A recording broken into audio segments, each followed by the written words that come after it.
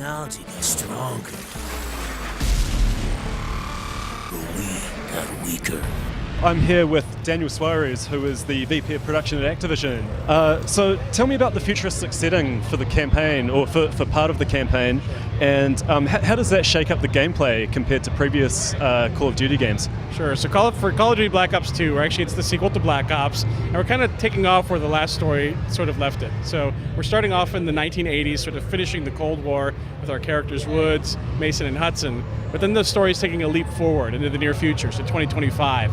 But it's still a continuation story, and there's multiple threads that are kind of going across both of those. One, we're introducing a new villain into the story, a guy by the name of Raul Menendez. And when you hit that sort of 80s time period, you're going to be introduced to him and understand what his rise to power was all about and why he's sort of pitted against sort of capitalism overall. And then there's also the continuation story, as in the second part of the game, you actually play as David Mason. He's the son of Alex Mason, who you played in Black Ops 1. So that's really one of the things that sort of ties it together. But in terms of innovation, we're really sort of coming up with some really new gameplay components. One, we're doing new and branching storylines for the game that we've never done before in Call of Duty. We're also introducing these new modes called Strike Force Missions, which you've referenced to. And this is a new kind of gameplay for Call of Duty. We've never really sort of done this before. And these are sort of these RTS-style sandbox missions where you're controlling a different group, sort of this sort of joint strike force that's going into these missions. And what happens is when you actually get to the certain point in the linear structure of the game, you're actually then going to be given the option of which Strike Force mission you want to take. And then you can go in and play multiple different characters from there. You can kind of disembody one guy and move to another one. You can go to this Overwatch mode and kind of move different units, sort of RTS style, and then play a number of drones. So you can play it any which way you want. Excellent. So we just saw a Strike Force level in action that took place in Singapore. Can you talk me through what the player was actually trying to achieve in that particular level? Sure. So in that particular mission, you're actually trying to take out a missile defense system that's protecting the harbor. So your group is going in to basically dismantle that and then blow up the ship's cargo that was there. So you're flying in on a unit on a helicopter, very sort of Black Ops, and you've got a number of units already deployed there. You can move from every single unit that's there. So I can go from one guy to another, depending on what their loadouts are. One might be more of a heavy gunner, the other might be more of a sniper, and you can move across any of those units. You can point waypoints to get them to different sections within the map.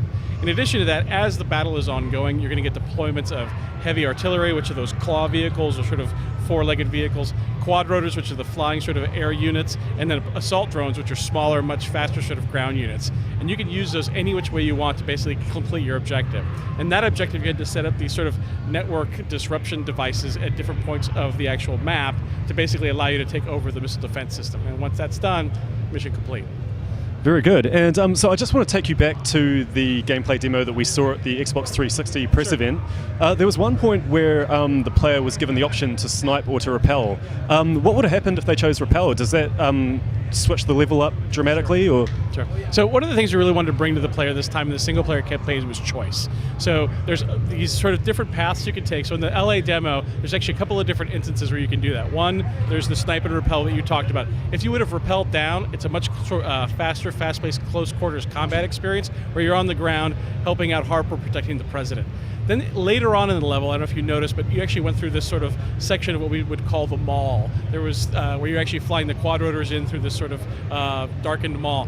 There's actually multiple paths through there too. You can actually, outside of that, you could have gone down the center or actually could have gone through the back right of that section, each having different gameplay, different AI, and sort of different ways to actually deal with the enemy that's there. So what we're trying to do is offer up a much sort of wider experience for the player to give them sort of this experience that it's not just one linear path that they can go through. And then also one other thing we're adding in is this sort of moral choices that will take place within the storyline. These will be key critical events when the player sort of experiences, they'll have a choice. And that choice will then have an impact in how the story plays out, both with the characters and then also the geopolitical storyline that's going on within the game. So as you complete the ending of the story, there may be something where I saw it and you're like, oh, well, I didn't see that in mine. So allowing some more sort of water cooler conversation for the end of the game. Nice one. And finally, I just wanted to ask about Nazi zombies. Of course, that's been confirmed to return. Is there anything new or exciting you can tell me about that one? Sure. So we're not saying a whole lot about zombies, but what I can say is the team at Treyarch has always really been pushing innovation in terms of whatever they do, single player, multiplayer, zombies. And zombies really was a passion project for this studio. It started off in World at War as sort of like behind the scenes little secret pet project, and it's grown to be one of the biggest sort of fan favorites for the franchise. So this time around, we're actually doing a lot of technical innovation. innovation. So first and foremost, the game typically plays on what we sort of call the single-player executable. So when people play the game, it's using a lot of the sort of the back end of what's done in single player. We've now moved that over to multiplayer this time around for Black Ops 2. And that's going to give us a lot of new gameplay opportunities, the ability to introduce more players, more zombies, and really a different type of experience for players. So that core survival mode will still be there that we've had and everybody loves, but now changing it up a bit and offering some new and innovative ways to play the game. So one example would be your 4 friends, my 4 friends, competitively, but then throw zombies in the mix. Or some example, if you remember, the team at Treyarch has always really pushed things on multiplayer. So Wager Match was a cool new sort of gameplay mode that they added in Black Ops 1. There may be some sort of themes from that concept that then fall into zombies as well.